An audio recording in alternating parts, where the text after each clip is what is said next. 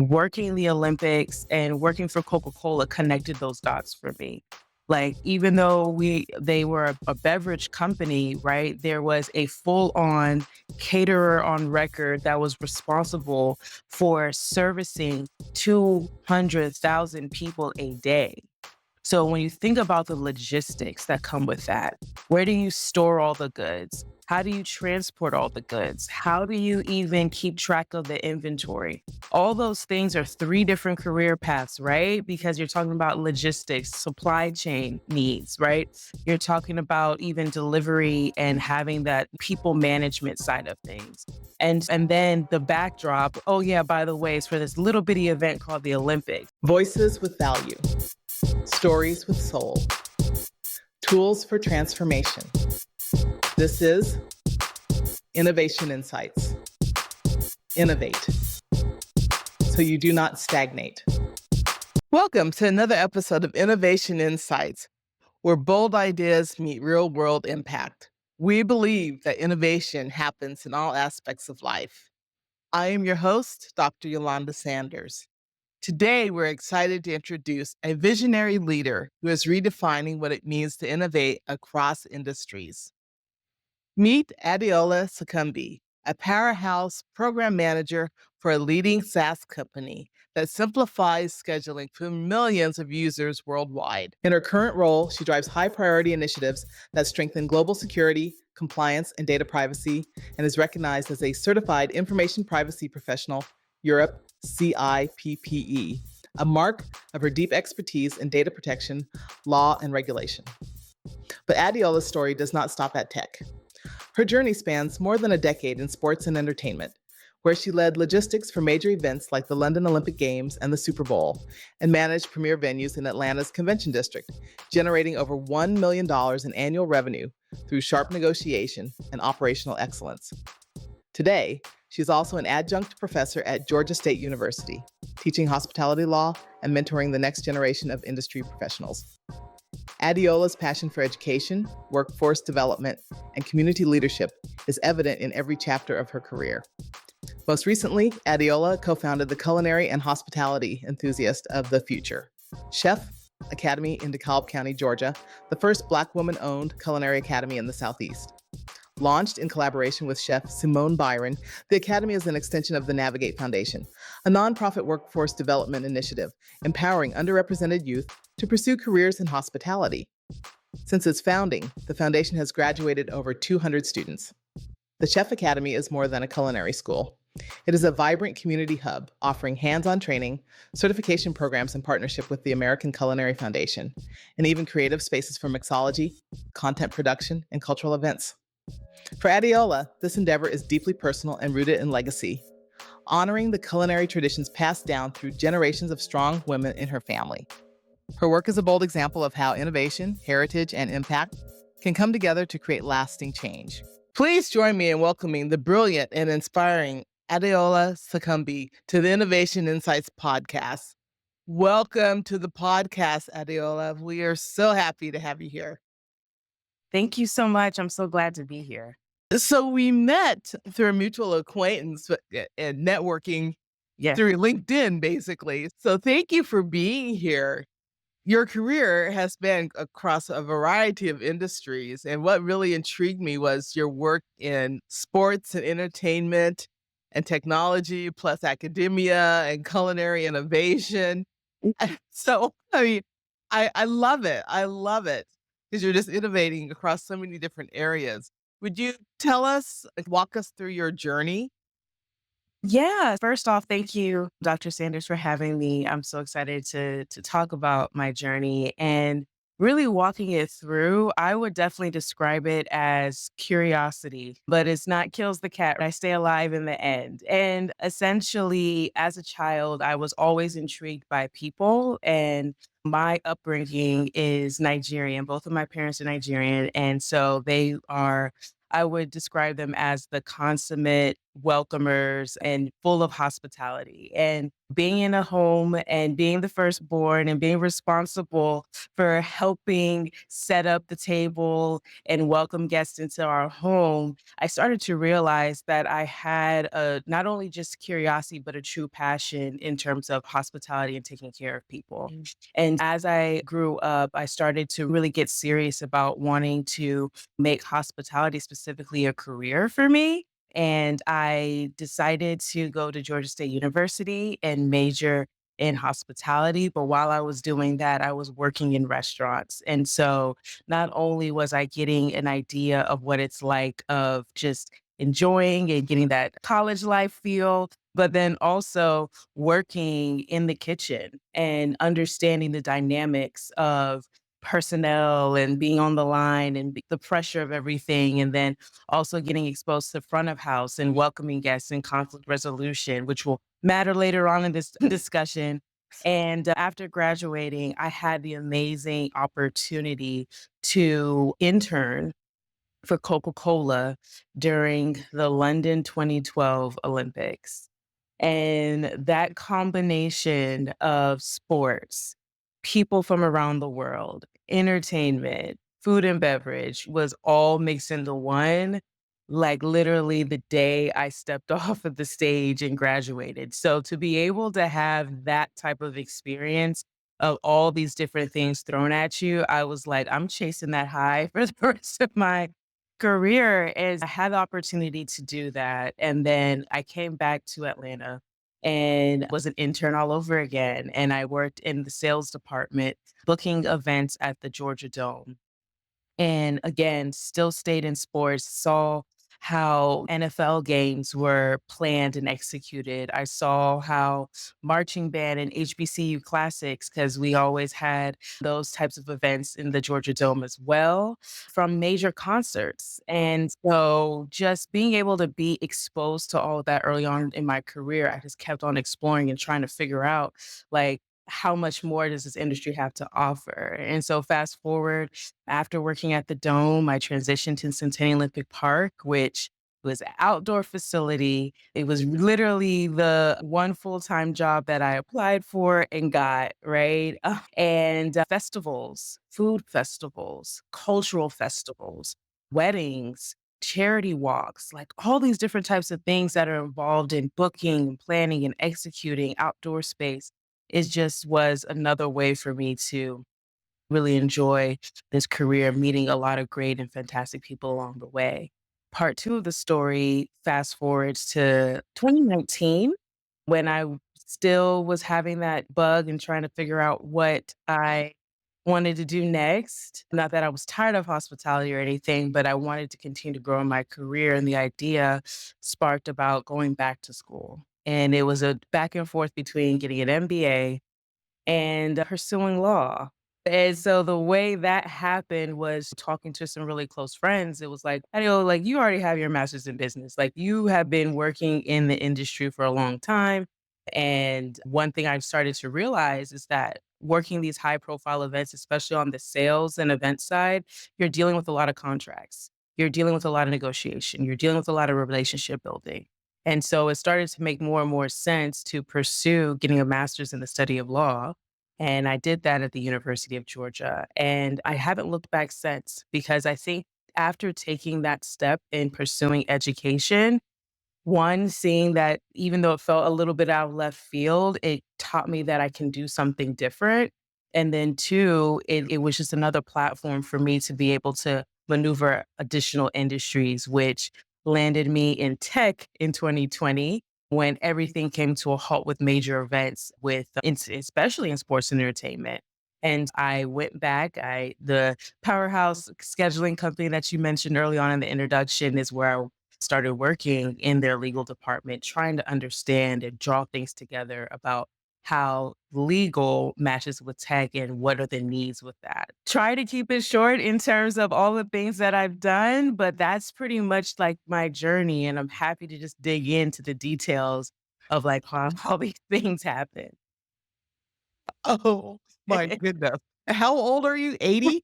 100? You know, it's funny. I've always been told I have an old soul. So Yes, potentially. There's probably 5 different people in me right now, like, "All right, we gotta do this next. This is what I wanted to do in my past life." It's so funny because people will tell me that, "Oh my gosh, you've had so many different lives." You have really have had so many different lives and such amazing experiences. Okay, let's see, where are we gonna dig it? Okay, I wanna go back to Coca-Cola Okay. and interning there and at the Olympics, and tell us what was that experience like, and what were some takeaways for you from that experience? It was exhilarating, 1.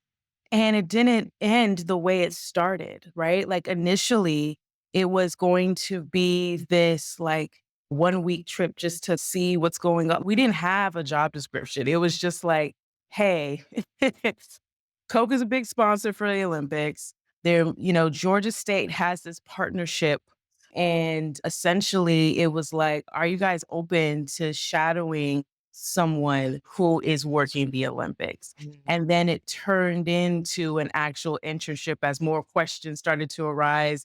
But now, as a professor, I can see on the back end, like, oh, okay, hold on a second. So we're going to take these kids all the way across the country for a major event. Are they getting paid? Do they need visas? All these different things. And so it actually just started. The thing is, I said yes before I even knew what it really was. But what it ended up being was an experience of a lifetime that connected the dots for me.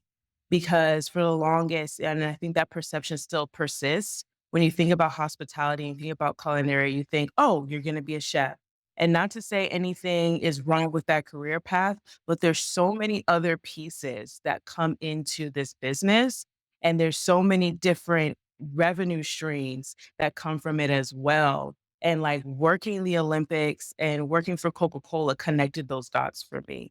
Like, even though they were a beverage company, right, there was a full-on caterer on record that was responsible for servicing 200,000 people a day. So when you think about the logistics that come with that, where do you store all the goods? How do you transport all the goods? How do you even keep track of the inventory? All those things are 3 different career paths, right? Because you're talking about logistics, supply chain needs, right? You're talking about even delivery and having that people management side of things. And then the backdrop, oh yeah, by the way, it's for this little bitty event called the Olympics. So security, right? Understanding different cultures, having a cultural competency that is so important as we really think about all the things going on geopolitically today, right? And so it's like that experience, we were there for a whole month. So we were there 2 weeks before the games and then during the games. And at that time, which is so groundbreaking, we were using the finest of technology, right? Like, it was 2012, like, Twitter was in its infancy. All their Facebook wasn't launched yet, and we had iPads. And at that time, right, it was like, "Oh my gosh, we have iPads to be able to deliver and know the inventory in real time, the Coca-Cola product to each of the respective venues." And so, like, even then, I'm literally just connecting the dots now about being exposed to cutting edge technology in a hospitality space. It actually makes that much more sense of what I'm doing now as well, working for a technology firm with all that hospitality background. And so it just opened my eyes on how everything intersects. And it's just culinary is a huge piece, right? Because you're drinking that bottle of Coke with a awesome meal, but there's so much more surrounding it. And that's really what that experience did for me. Amazing, amazing. Now, you also mentioned working with other large sporting events and venues. And what were some of your experiences, and what would you advise students or young professionals who want to work for the Super Bowl or be involved with large festivals and all of that? What advice? Yeah, a couple things come to my mind. Being open and being willing to do the work. And one thing that I'll really say about being open is that the path to be there is not singular. A lot of times, even the students that I have now, they'll say they want to work for the NBA and they say, oh, a path to do that is to work in sports marketing. Sports marketing is so niche, right? And you don't come out of school with all the skills to be a seasoned sports marketer that's going to work for a blue chip company. You oftentimes have these different experiences leading up to it to get to that ultimate goal. And I think a lot of times students may not necessarily have a full scope and picture of how that can happen, right? Because when I came back, I was a sales intern, right? And even then, a sales intern turned into a sales executive for a park. So, like, when you think of working at an outdoor park, you don't necessarily on the top of your mind think about how am I going to be able to work in sports? But what people don't realize is that when you have something like the NCAA Final Four that's going on right now, right? They're going to have fan activations prior to the games. And so, where does that happen? In the open space that's directly next to the stadium. So, in realizing like my path was non traditional, you could have thought, I'm just going to sit here and book a whole bunch of picnics and family reunions. I did that too. However, like thinking through what it's not always just the end thing. It's like, what's the thing that gets me to the thing? And so I think being open to exploring non-traditional paths and getting out of this mindset that my resume has to have X one, two, three. It's, oh, if I'm going to be a sports marketer, I have to be a marketing intern. I have to be a marketing intern at this team. And then I have to, and it's no, like you can be in sales for an outdoor park that is, again, that's in the middle of the city, right? But owned by the state. There's so many different things that you don't even realize unless you're just willing to be open and try a different path. And so, yeah, that would be one thing that I would say for students to always bear in mind is that it's not going, the goal is great, but the path is what I think we get tripped up on how to get there. Yeah. Oh, what great advice. And what's your thought about documenting that path? How should students okay, I'm an intern, I'm interning at the park, and let's say, yeah, the NCAA finals are happening, and I'm involved in events and coordinating logistics as an intern. How do I document that and show that, excuse me, on my resume, my portfolio, my LinkedIn, so that someone would hire me later on? Yeah, that is the biggest thing about one, leveraging the amazing tools that they have nowadays, ChatGPT, because I will say today, okay, I did this. What type of skill does this invoke? But truly, it's about documenting the transferable skill.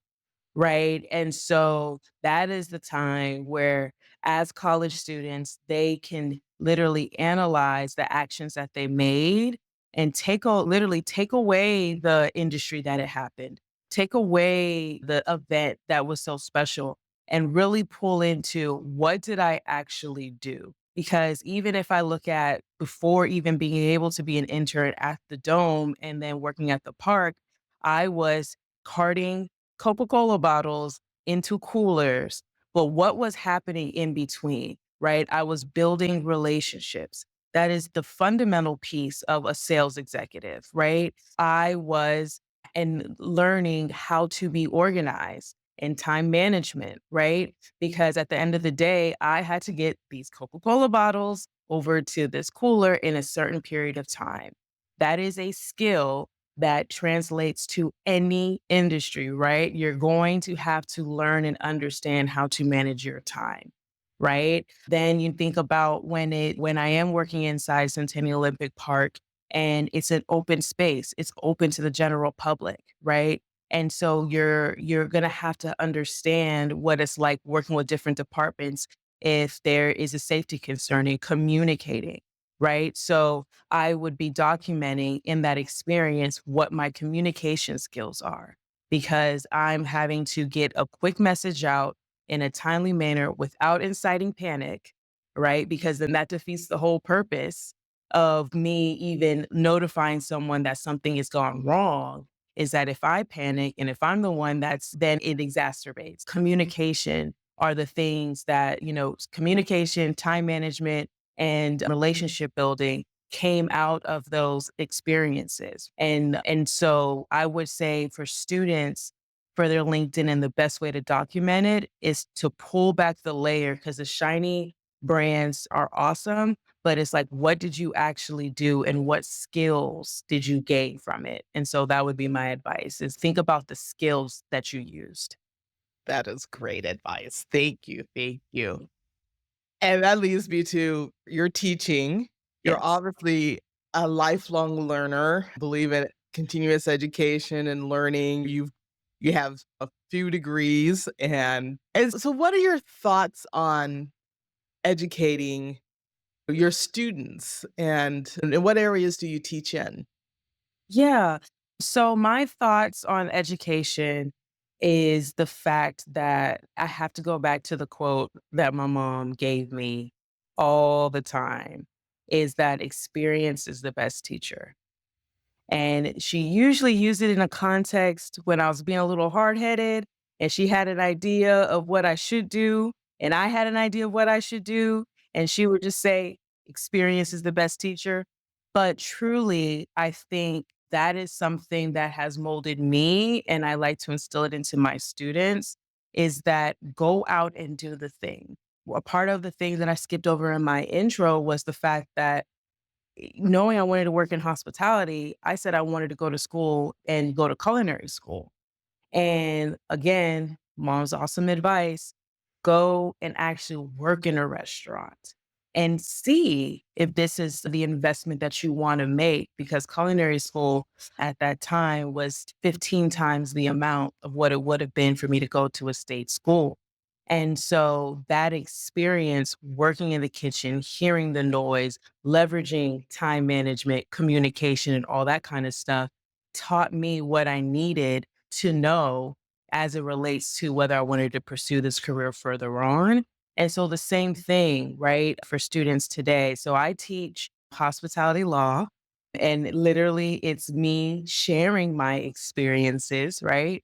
And I also am going to be, and I think it's public knowledge now, but I'll also be teaching venue management later on this fall, which again, the different sporting venues, the outdoor venues, and even the convention center that I had the pleasure of working with as well is what I'll be teaching. And that's just in one aspect. The other aspect is that I co own a facility called Chef Academy, and it's located in Tucker, Georgia. I co-own it alongside Chef Simone Byron, and that is an experiential kitchen. You see the trend there? And essentially, it is a kitchen where we bring in aspiring culinarians and give them the training that they need in a real life kitchen, right? And also teaching them soft skills and also preparing them to go into the workforce. And those are the areas in which I share my knowledge, right? So on the university level with Georgia State and hospitality law, but then also on a high school and just that in between stage for young people is having a facility that gives them the real life experience of working in the kitchen, working major events, because we also create experiences where they may go to a festival and work underneath the chef, and that's part of the curriculum as well. My philosophy with education is like having the real life experience plus the book knowledge. But sometimes that book knowledge comes by way of again getting thrown in there. No, that hands-on learning can't top that. Well, what inspired you to co-found the Chef Academy? What inspired you? So I would definitely say my co-founder, Chef Simone Byron, was someone who is super inspirational in her own right. And when I was transitioning out of the authority and into full-time school, she pulled me to the side because we were just at that time trying to collaborate on doing a special event. She had a nonprofit that she had in practice and needed someone on paper to help incorporate it. And we were just having a conversation. She pulled me to the side and she said, "You're never too young to mentor." And oftentimes throughout my career, I was always the youngest in the room. So I was always searching for mentors and doing one on ones and asking questions. And so when she said that, it changed my perspective about education because I'm always the seeker of knowledge and asking questions. And it's, wait a minute, you and your stage have something to share with the people coming in behind you. And so that's really what planted the seed of even me considering going back and not only teaching at Georgia State, but then also continuing to work with her in founding the Chef Academy. And really, that seed was planted in terms of inspiration that it can be done, that I'm not too young to actually turn around and teach others. But then also, part of what Chef Academy's founding was for was to fill a gap. It was to fill a need, and it was even filling a need before we even realized how much of a need was there. So the first immediate need was the nonprofit called the Navigate Foundation, which I work with and collaborate on with her on as well, needed a standalone facility to execute those trainings. And then second, what was happening at the same time is that the very same culinary school that I wanted to go to back in 2008 closed down. And so currently right now in the city of Atlanta, there are no culinary schools in the city of Atlanta, which is so hard to fathom because we are a mature city with a very ample food scene. And so when you think about what's going to happen to the pipeline of young, either entrepreneurs or trained staff for your facilities, there is not a formal institution of education that's dedicated to culinary in the city limits. And we didn't realize like that was happening in real time for us, but the inspiration was there that what young people deserve a chance. All the awesome experiences that I got that should be recreated and why not me? And that's really what was the genesis of it. But then it also just it feels a very important need. And the reality is like now we live in a world of infotainment. So even if you're not pursuing a career as a chef or in hospitality, people see food, the creation of food as entertainment. And so Chef Academy is actually an acronym that stands for Culinary and Hospitality Enthusiast of the Future. And so you can just be really enthusiastic about food and still come and take classes. And that is a brilliant niche to fill because people do love to take classes and workshops around culinary as a topic. And so that is absolutely brilliant. And it's so innovative to see a gap and fill it big. That is so exciting. How long have you been open as of this recording? Yes. Well, as of this recording, Chef Academy has been open for about a year now. And so like we signed the papers earlier in 2024, and then we had a formal grand opening to the public fall of last year. And so yeah, it's going up on a good year being in business, specifically at Chef Academy as a facility. And there's a lot of groundwork, there's a lot of planning, a lot of preparation, but now we're actually in the space of launching our wine class that starts on Monday. Well, we also have courses for homeschooled students that they can come in and learn. And so that launches off at the end of this month. And then we'll also have summer camps going on in July, June and July. We are ready and open for business. But yeah, it's been a year and like about 9 months of that have been just straight up planning. We're truly open for business for the general public. We are rolling. Congratulations on that. Thank you. Um, Tell us a little bit more about Navigate Foundation too. Yeah. So Navigate Foundation is a nonprofit workforce development organization that specializes in providing culinary and soft skills training for underrepresented but high potential youth. And so, literally, what the Navigate Foundation does is we find students on the high school level and we tap into their culinary classes or even that they just express interest in culinary and haven't even had the opportunity to take the class yet in their respective high school. And then we also partner with community-based organizations as well, because we do service young adults that may have had an interesting path in life that finds them in a space where hospitality may be the only tangible career that they can explore given their specific background. And we train them. And the thing about it is, and the genesis of the Navigate Foundation came from a space of, again, Chef Simone Byron being an educator within the Gwinnett County school system for over 10 years and having those students graduate.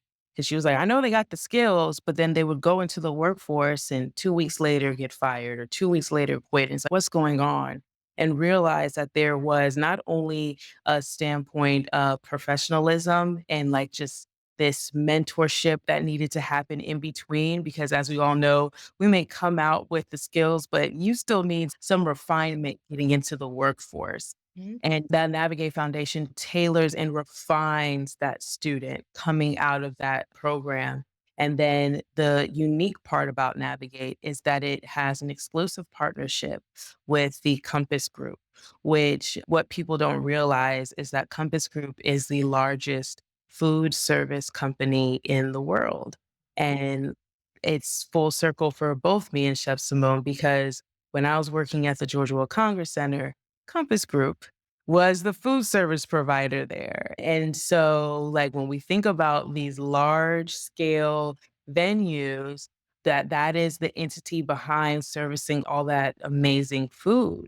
And so the partnership between Navigate and Compass is that every student that is trained out of the Navigate program are placed directly into Compass Group jobs. And so not only does that provide an opportunity for them to have, it changes their social just off the bat. Giving someone training, literally teaching them how to fish, right? You never go hungry because now you have a tangible skill and you have an employer ready to take you in and not only provide you with a wage, it's a paid internship, but then it's built into the infrastructure that there's mentorship happening. There's training happening.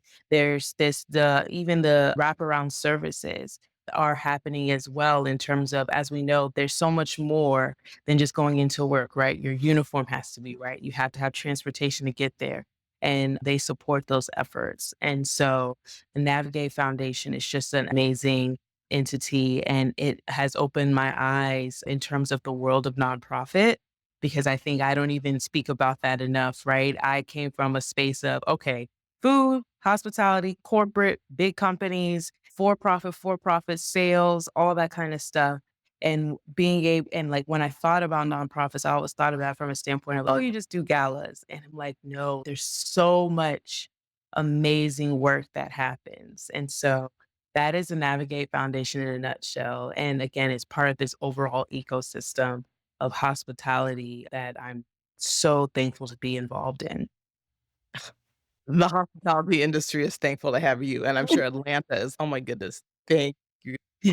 How has your professional network allowed you to, you mentioned Compass, working with them, and then the Navigate. Could you talk a little bit about how networking and those relationships allowed you to build those opportunities for students? Because I just want our audience to hear a little bit more about that importance of networking. Yeah, it is um paramount. I think even outside of the professional space, any influential person has a combination of capital, like the way we think of it, like financial capital, but they also have social capital. And I don't think I don't know why I never saw it as a bad thing, but apparently the word networking gets a bad rap. And I think it's because it can be superficial, but meaningful relationships and having meaningful social capital will get you into doors that money cannot buy.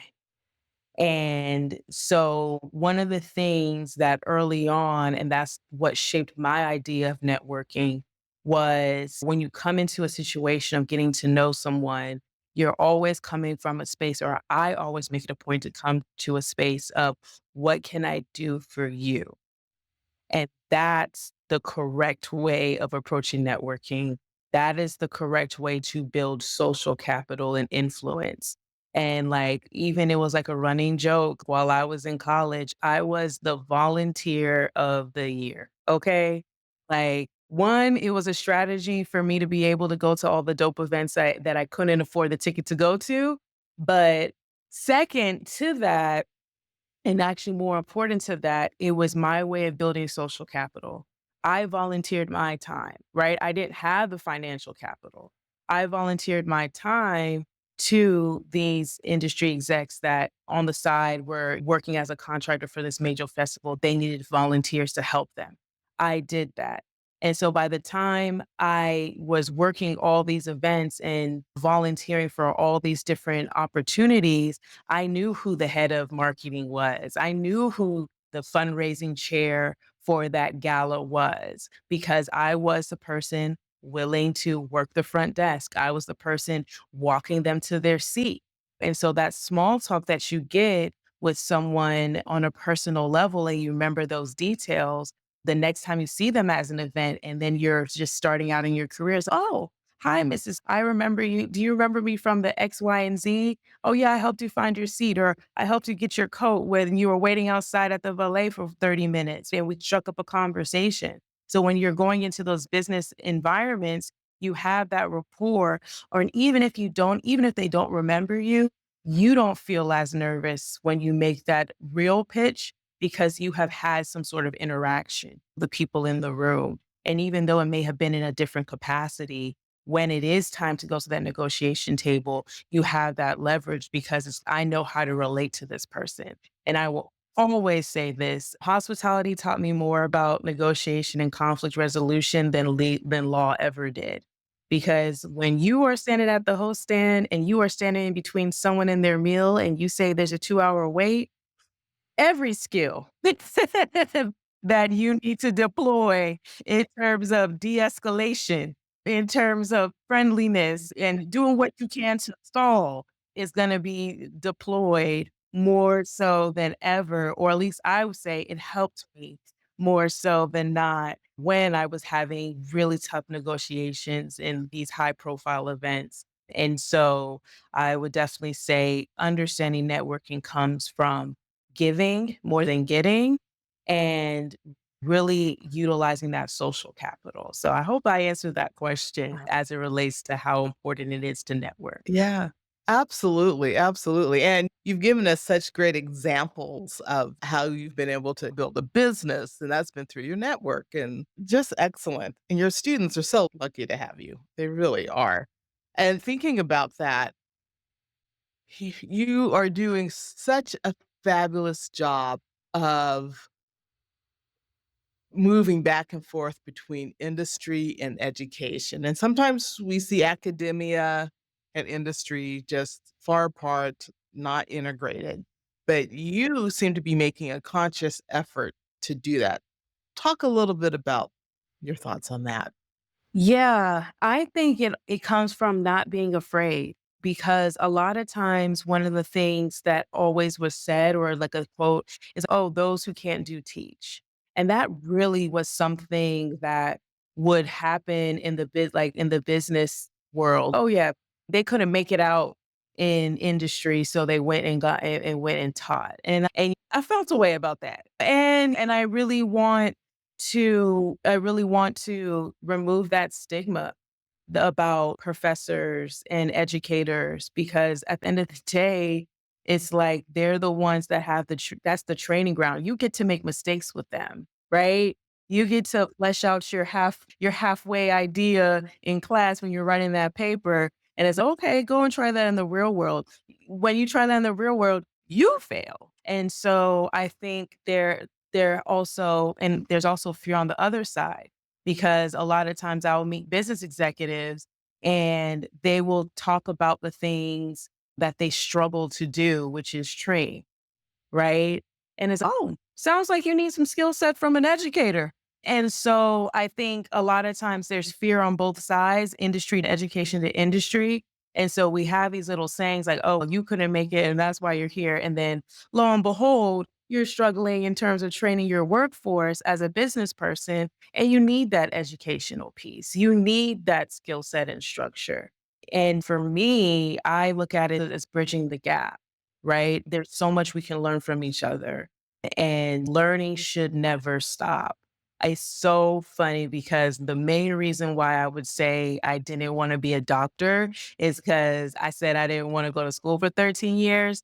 And I don't think I've stopped learning. So it's like I should have continued to do a whole nother industry if I'm just still going to be in school. The classroom just looks different, right? I think just being committed to being a lifelong learner is something that has served me well, and I want to change that stigma around there being a gap between education and industry. It's interwoven. Both both need each other to survive. And I will leave that on that before I get on a political platform, but both are needed to survive. You need well-trained, adequate staff for your business. And also in the educational space, you need to continue to tap into the insights and the trends of what's going on in the industry. So that's my stance on that. We both need each other. I agree, and I'm right there with you. And that's the goals of Innovation Insights is to help bridge that gap because I've been on both and I've moved back and forth throughout my whole career. And training people to go into an industry, I feel like I have to have that background in the industry. And with the classes that you teach and the experiences that you're sharing with your students, that's invaluable. So just kudos. Yep. Thank you. Let's see. I've been making notes here because I feel like I'm in class myself here. So I'm looking at my notes and I'm thinking, okay, I want to tap into your thoughts on women in sports and because you've done some work in sports and what are your thoughts now, especially around the ownership, the business aspect of sports, because we're seeing more women involved in that. And that just makes me so happy. Yes. Yeah, it's interesting because I feel like every industry that I've tapped into, it's always been the conversation about, oh, it's male dominated. Tech is male dominated. Sports is male dominated. And the thing about it is, it's so exciting to see not only the trajectory of the executives, whether it be them being owning teams, whether they're business managers for the team, and then even also highlighting the women that are the on the field. Just seeing the interest and the marketability of women in sports has just been so fun to watch. And things that are going on with the WNBA. And then, like I said, we're in Final Four season. And so seeing the women's sport, women's games be more compelling, I would say, than the men's game, because it's like I can name a whole bunch more of the women players versus who's the number one draft pick right now for the NBA. So it's just like, I think it's exciting to see what the future holds, but I think we have to give credit to the pioneers and the trailblazers when it did feel that much more dominated because they made a concerted effort to put the groundwork in. So when I was a recent graduate in 2012, I joined an organization called WISE, and it was called Women, and it stood for Women in Sports and Events. And that was a group of women at that time who were executives for teams, managers for major corporations that sponsored league teams, women that worked in the venues that hosted those different teams, whether it be arenas or football stadiums, and they had programming that surrounded about how to network, that surrounded about getting to know and one another. So we had a lot of just like informal games that we would go to and build those relationships. And so I also like while I'm so excited about where it's going, I think we also need to give credit to the women that were the only one in the room then and said, we need to pour back in and create an association, an organization amongst ourselves to build up that next generation of talent. And so what you're seeing now is the benefit of those intentional workings. And so that's what even just makes me so much more excited, because now we have the network, right? And we're seeing the fruits of it. And then it encourages more women to get involved with these types of organizations. I think it's amazing. It is, and I agree. I'm a few generations ahead of you in life, and You yeah. know it. Oh, thank you. Some days I feel it, but yeah, it's being on this end, it is so good to see after being the one, the only, the first, that there are some changes. We still have a lot of work to do. We still have a lot of work to do. So even though we're celebrating, just get up on my little soapbox and say we have a lot of work to do, and we need advocates too. We need advocates out there of all genders. Most definitely. And the only other thing I will say too, because I would be remiss if I only talk about the good and not talk about the areas of improvement, because there's definitely parallels in terms of working in sports and working in hospitality in the kitchen. And one of the things was the hours, right? The environment when it comes to you put a whole bunch of young people in a high pressure situation with alcohol, with access to different vices, and it could be a cocktail for disaster. And in both of those respects, that was a major concern in terms of even pursuing a career in those spaces. It's when are you going to have time for insert X, Y, and Z? And I also want to say that being a woman that has been exposed to those types of environments, it also makes me that much of an informed executive. It makes me that much more of an informed educator of ways to avoid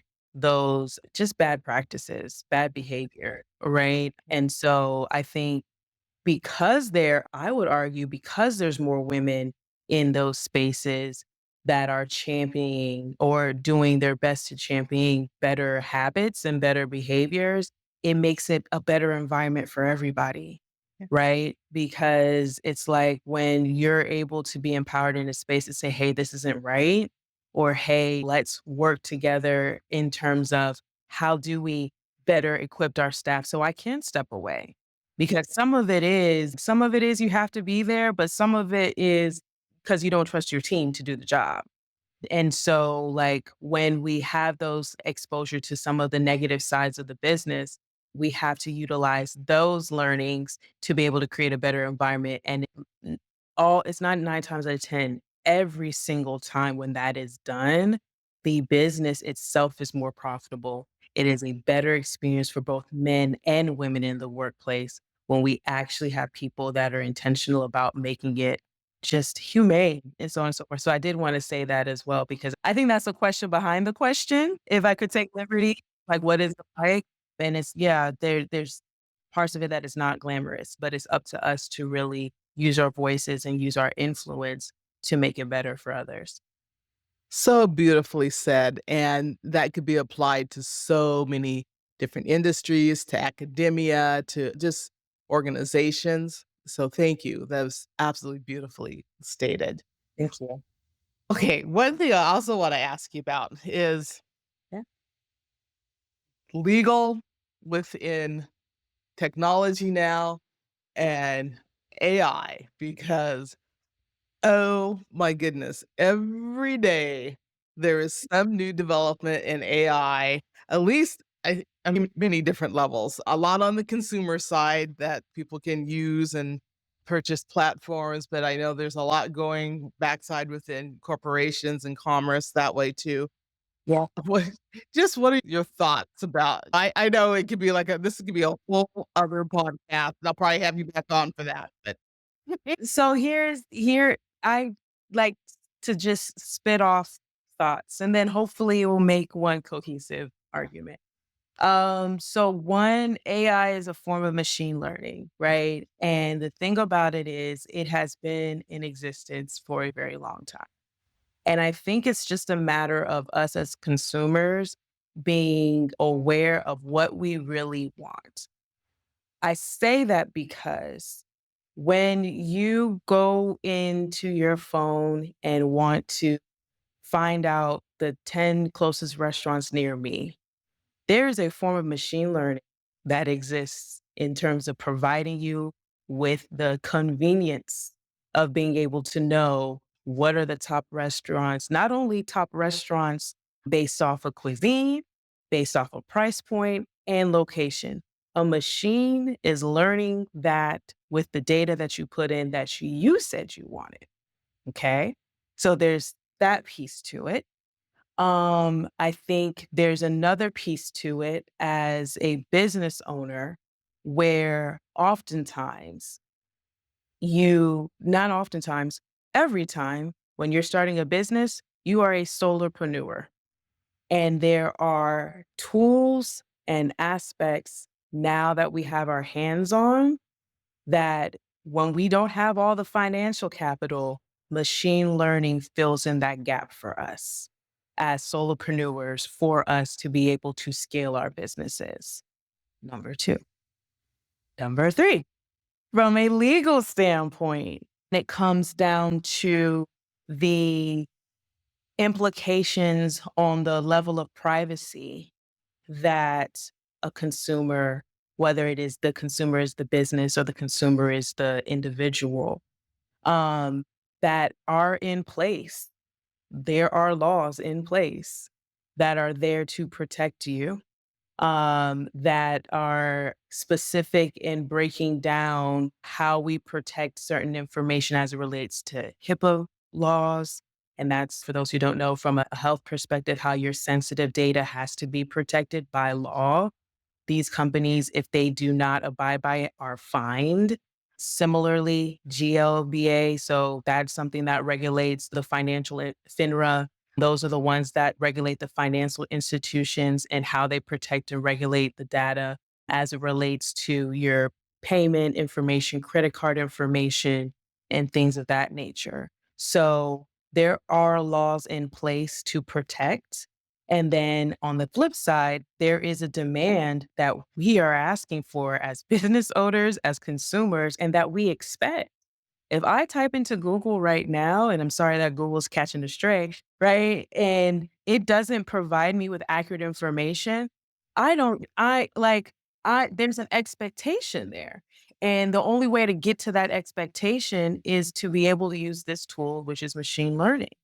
And so I think my thoughts on it is for us as consumers to get very practical and very real about what it is that we really want, because it's easy to point the finger at the big, scary, spooky monster. But the thing is, you're feeding it. So you have to decide for yourself on what aligns with your personal value system. With you choose, hey, my time on social media is taking up too much. And there's algorithms that are designed to make sure that you stay on social media. It is your own personal choice and value system to decide to turn it off. Similarly, it's up to you on how much information that you want to put in when you are going into Amazon and have your saved search. Because I'm like, you know what? I literally work in data privacy and cybersecurity, and I have all my information saved. So it's because it saves me time. But that is also something that I'm weighing in terms of, wait a minute, that means they're holding my information. And so we have to make those personal decisions as to how we want to feed it. Because the reality is, it's not going away. So we have to decide on what our relationship is going to look like. That is my I think all yours. More thoughts on it. I feel like I've just been in court. Oh, I've been to school today. I've been to court today. It's been great. I so agree with you. This business would not, Innovation Insights, there's no way that I could do this as a side gig. AI, Yeah, without support. machine learning, and all of it. And so you embrace, you make decisions, you think about your values, and you move forward. But it's not going away. Like I said, it is not going away. Oh, okay, I have another question about your future. So do you think that you'll ever go back to the sports and entertainment industry? You think that's ever gonna lure you back in? Yes, because literally during the whole Olympic phase, like people would say, "Oh, this is a once in a lifetime opportunity. This is a once in a lifetime opportunity." And I would say, "No, I'm going to do this again in my lifetime."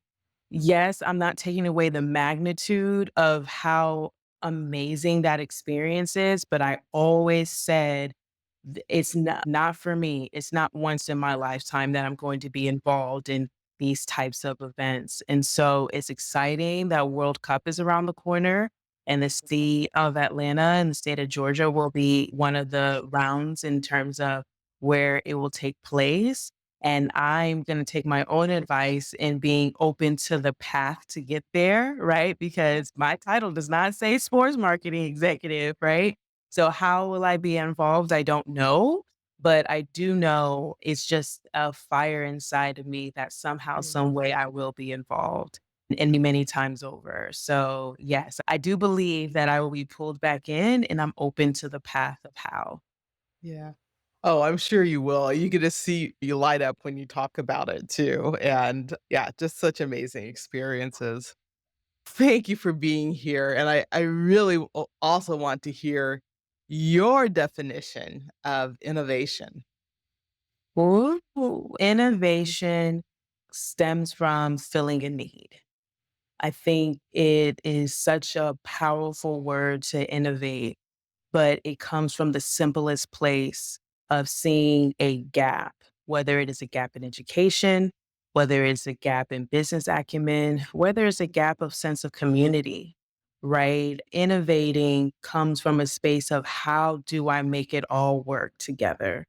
And innovation for me not only sees the gap, but cares enough to do something about it. Innovators are people who, when they're hearing other people on the sidelines say, "Oh man, I wish there was that pothole fixed." Again, that's an Atlanta thing. If I wish someone would fix that pothole, I wish someone would fix that pothole. The innovator is the person that finds the material, right? Because they too are sitting there, they too are experiencing the traffic, they too are experiencing it. But they're just like, you know what? I care enough to do something about it. And so I may not be the bricklayer, but the innovator, myself, would say, let me go find out who does. Let me go talk to this person. Let me go talk to my representative. Let me go find out who needs to close this road down so that they can do the repairs. All those things happen when you're an innovator. It's like you go out, you see an issue, you see a gap, and you care enough, and then you do something about it. So that is what innovation is to me. Thank you for that definition. And it so wraps up your career, which is still a very young career. So I can't wait to see what the next 9 years has for you because you've already lived a good 80 of them. People. Oh, thank you, Adeola, for sharing your story and your insights and your mission with us today. What would be the best way for people to get a hold of you? Oh, so the best way for people to get a hold of me is, again, I'm open to the path. So if they're on Instagram, they can find me at Yola's Kitchen. So YOLAS Kitchen, all one word. If they wanted to find me in a business capacity, I am on LinkedIn. It's my first and last name. And I also have my company page to follow. It's AYO Hospitality. That spells Ayo, which is the ode to my Nigerian roots, because Ayo means joy. So it's like happy hospitality. And then good old fashioned email works as well. So it's my first name, Adeola at iohospitality.com. And those are the ways that you can reach me. So whether it's LinkedIn, Instagram, or like I said, good old fashioned email. I'm not going to get my phone number out, but those are the ways that you guys can find me. Smart of you. I've given my phone number out. Half the world has mine, it seems. Oh my goodness. Oh, thank you. We'll make sure all of those ways to contact are in the show notes too. And So again, thank you for being here. I'm sure that we'll have you back to hear more about your journey. Thank you so much. And can I say one more thing? Absolutely. I wanted to say thank you for having this type of platform, especially about innovation, because even though now it may seem like I'm just so confident in the space of doing all these different things, be like oftentimes I felt alone because it was like, how can you say that you're interested in law, but then also say that you're interested in cooking? How can you say you want to work in tech and all these different things? But having this platform and having this space to say it's okay to be good at different things or have interest in different things and not feel like you're doing too much or you're all over the place is something that brings just a joy to my heart. So I want to say thank you to you for being bold enough to just even think outside the box that, hey, the whole mantra of this is that people are doing a whole bunch of stuff and it's okay. And it doesn't mean that you're flighty. It doesn't mean that you're less committed. Because that's another thing that happens a lot is like you're not as committed to one or the other. And so creating a space specifically about innovation is so needed. So I wanted to say thank you for that because you don't realize what that does for me. It literally just, again, creates that confidence of just to keep going and not feel like you have to tiptoe around everything that you're doing. Thank you. I just had to say that too. Oh, well, thank you. To our guests, thank you for watching. And I hope that you're inspired by Adeola and her story. Please continue to follow the work of the Navigate Foundation and the Chef Academy and connect with her on LinkedIn or Instagram. Please don't forget to subscribe to Innovation Insights podcast for more discussions like this and join us next time as we continue to explore the intersections of innovation, education, and leadership. So thank you for tuning in. Keep innovating, keep dreaming, and keep making a difference.